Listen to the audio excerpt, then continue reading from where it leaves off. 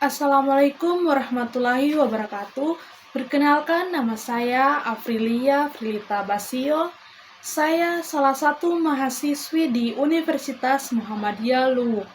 Saya mengambil jurusan FKIP atau Fakultas Keguruan dan Ilmu Pendidikan, khususnya di Prodi Pendidikan Biologi. Saya membuat video ini untuk memenuhi salah satu tugas yang diberikan oleh dosen pengampu Bapak Muhammad Fahri Haruna, SPD MPD. Baik, di sini saya akan mempresentasikan materi tentang tahapan pembentukan ATP pada karbohidrat. Silakan simak video berikut ini. Tahap pembentukan ATP pada karbohidrat. Mata kuliah Biologi Umum. Nama Afrilia Frilita Basio, NPM 25083001, semester 1 kelas A. Di sini ada pengertian glikolisis. Glikolisis adalah jalur metabolisme seluler yang memecah satu molekul glukosa menjadi dua molekul privat, menghasilkan energi dalam bentuk ATP dan NAD. Gambar glikolisis. Urutan proses yang terjadi pada tahap ini adalah glukosa diubah menjadi glukosa 6-fosfat disertai pemecah ATP menjadi ADP. ATP harus dipecah menjadi ADP karena dibutuhkan sumber energi. Glukosa 6-fosfat diubah menjadi fruktosa 1,6 bifosfat disertai pemecah ATP menjadi ADP. Fruktosa 1,6 bifosfat atau 6 atom C dipecah menjadi satu molekul gliseraldehid 3 fosfat atau 6 PgAl, 3 atom C dan satu molekul dihidroksiaseton fosfat atau DHP atau 3 atom C. Molekul DHAP diubah menjadi senyawa PgAl, sehingga terbentuk dua molekul PgAl.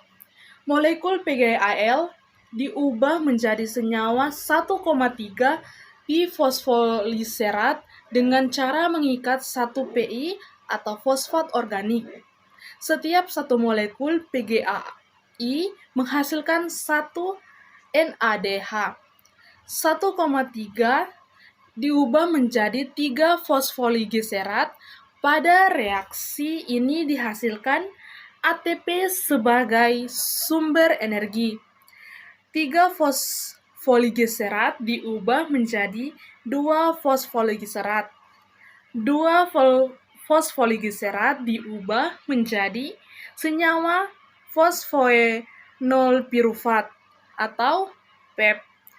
Fosfoenol pirufat diubah menjadi asam pirufat disertai pembentukan ATP. Selanjutnya di sini ada pengertian dekarboksilasi oksidatif. Dekarboksilasi oksidatif adalah tahap perantara penting dalam respirasi aerob di mana asam pirufat diubah menjadi asetil-CoA melalui pelepasan gugus karboksilasi sebagai karbon dioksida dan oksidasi yang menghasilkan NAD. Proses ini terjadi di dalam matriks mitokondria sel eukariotik dan berfungsi untuk mempersiapkan molekul asetil-CoA agar bisa masuk ke siklus asam sitrat atau siklus Krebs. Selanjutnya di sini ada gambar dekarboksilasi oksidatif. Dekarboksilasi oksidatif, proses dekarboksilasi oksidatif 2 asam pirufat atau senyawa beratom 3 karbon akan diubah menjadi 2 asetil-CoA atau senyawa beratom 2 karbon yang mengikat koenzim A, kemudian satu atom karbon yang dilepaskan oleh asam pirufat akan bergabung dengan oksigen atau O2 membentuk karbon dioksida atau CO2 Nah, teman-teman, pemutusan atom karbon ini akan memicu proses transfer elektron di mana dua nat akan berikatan dengan ion hidrogen membentuk dua nat. Oke, baik, lanjut. Selanjutnya ada pengertian siklus Krebs. Siklus Krebs atau siklus asam sitrat adalah serangkaian reaksi biokimia yang terjadi di matriks mitokondria atau pada eukariotik atau sitoplasma pada prokariotik untuk menghasilkan energi dalam proses respirasi seluler aerobik.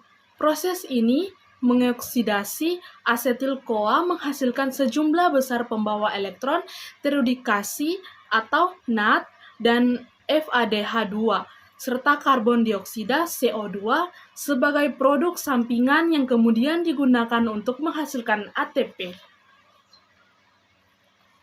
Di sini ada gambar siklus Krebs. Berikut tahapan siklus Krebs. Tahap pertama adalah proses pembentukan citrat. Dalam proses ini terjadi pengubahan molekul asetil-CoA dengan oksaloasetat yang membentuk asam pirufat dibantu oleh enzim asam sitrat sintase.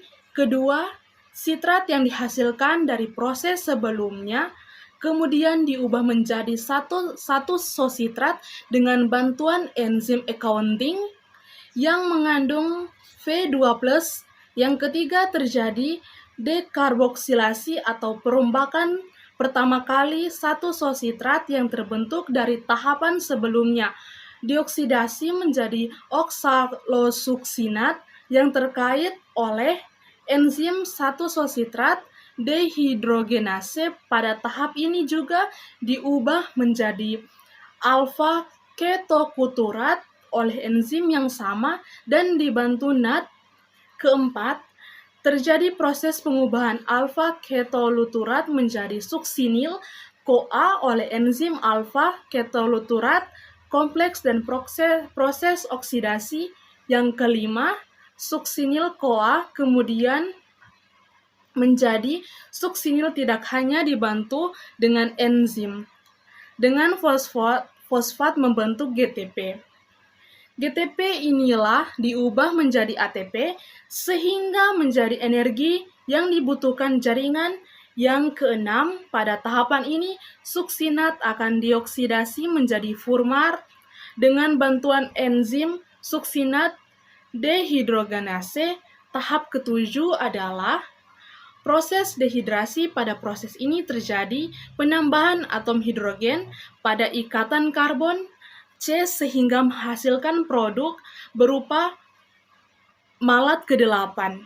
Kemudian dioksidasi untuk menghasilkan oksaloasetat yang dibentuk dengan enzim malat dehidrogenase oksaloasetat kemudian dapat terus-menerus terjadi.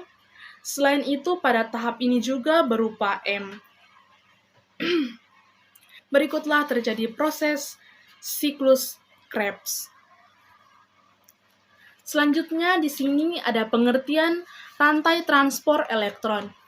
Rantai transport elektron adalah serangkaian kompleks protein yang terjadi di membran dalam mitokondria atau membran plasma pada prokariota yang mentransfer elektron dari donor elektron seperti NAD dan FADH2 ke akseptor elektron sehingga oksigen melalui serangkaian reaksi redoks. Proses ini melepaskan energi yang digunakan untuk memompa proton H+ dan menciptakan gradien elektrokimia yang kemudian digunakan oleh enzim ATP sintase untuk memproduksi sebagian besar ATP seluler melalui fosforilasi oksidatif, menjadikannya tahap akhir dalam respirasi seluler. Di sini ada gambar rantai transport elektron. Di sini saya akan menjelaskan inti dari transport elektron ini adalah menghasilkan ATP dari NAD dan FADH yang dihasilkan dari glikolisis, dekarboksilasi oksidatif, dan siklus Krebs satu molekul glukosa ketika menjalani glikolisis SCH akan menghasilkan dari glikolisis menghasilkan 2 NAD dari dekarboksilasi oksidatif, menghasilkan 2 dari siklus Krebs, menghasilkan 6 NADH dan 2 FADH. Nah, NADH dan FADH yang dihasilkan itu akan menjalani transport elektron menghasilkan ATP. Apa itu ATP? ATP adalah molekul penyimpanan energi yang sangat dibutuhkan berbagai aktivitas sel. Transport elektron terjadi di membran. Dalam mitokondria, di membran inti terdapat bagian-bagian penting yang berperan sebagai penerima elektron, yaitu kompleks protein, 1 kompleks protein, 2 kompleks protein, 3 kompleks protein, 4 publik kuinon, dan sitokromsi. Sekian dan terima kasih.